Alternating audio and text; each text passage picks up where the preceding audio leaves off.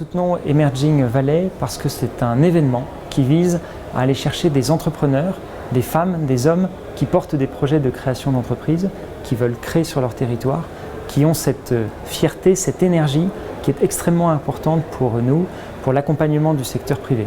Et c'est une priorité du président de la République française, il l'avait indiqué dans son discours de Ouagadougou, la jeunesse, le sport, la créativité, l'innovation et l'entrepreneuriat, beaucoup d'entrepreneuriat. Et donc c'est pour ça que nous nous sommes associés à cet événement que nous soutenons, auquel nous participons demain et qui va permettre à des personnes de se former à la recherche d'investisseurs. Aujourd'hui, le ministère de l'Europe et des Affaires étrangères, en la personne de Jean-Yves Le Drian, a, à l'occasion du déplacement du Premier ministre français à Dakar, au Sénégal, il y a une dizaine de jours, a lancé le projet Meet Africa. Meet Africa, ce sont des entrepreneurs des diasporas d'Europe qui portent un projet de création d'entreprise. 12 millions d'euros financés par l'Union européenne, l'Allemagne et la France qui vont se permettre de soutenir ces projets en accompagnant les porteurs de projets en France et en trouvant des partenaires dans les pays d'implantation pour aller créer des entreprises.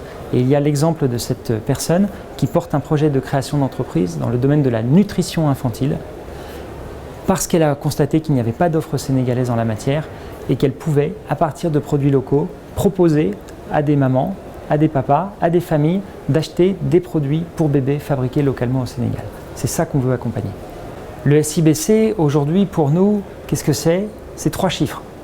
60, c'est le nombre de femmes et d'hommes, entrepreneurs, porteurs de projets à forte composante sociale que nous avons rencontrés en Afrique et qui ont accepté de venir à Marseille pour se former à la relation clientèle, au poste fournisseur, à la préparation d'un business plan, à la valorisation de leur entreprise. Cela fait 3 ans que nous reconduisons ce programme, donc nous avons maintenant 180 personnes qui sont embarquées dans l'aventure SIBC. À court terme, c'est quoi ? Ce sont des emplois et de la recherche d'impact et de la mobilisation d'énergie au service de la création d'emplois. Et à moyen terme, c'est un réseau de pairs, un réseau de personnes qui travaillent ensemble, qui se parlent, qui s'entraident. Et c'est une brique absolument indispensable dans la construction d'un écosystème entrepreneurial et dans la capacité de succès de gens qui portent des projets difficiles à faire aboutir. 8 des 60 entrepreneurs du SIBC qui portent et qui ont été jugés par les 10 mentors qui les ont accompagnés pendant les 3 jours qu'ils ont passés ici et au préalable via leur participation à une plateforme numérique, 8 personnes ont été sélectionnées sur la base de la qualité de leur projet entrepreneurial.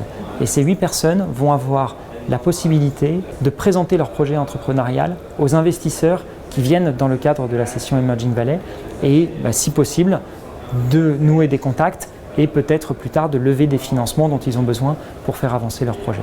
Donc c'est la connexion entre un projet et des financements en un lieu unique pour que tout ça porte ses fruits. Le président de la République avait annoncé à Vivatech en mars 2018 le lancement d'un fonds de 65 millions d'euros à destination des startups et de l'accompagnement des TPE-PME africaines.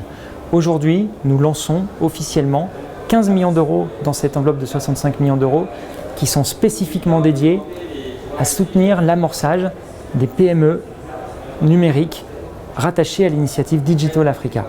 Digital Africa, c'est des entreprises du secteur numérique innovantes que nous identifions en Afrique et que nous accompagnons.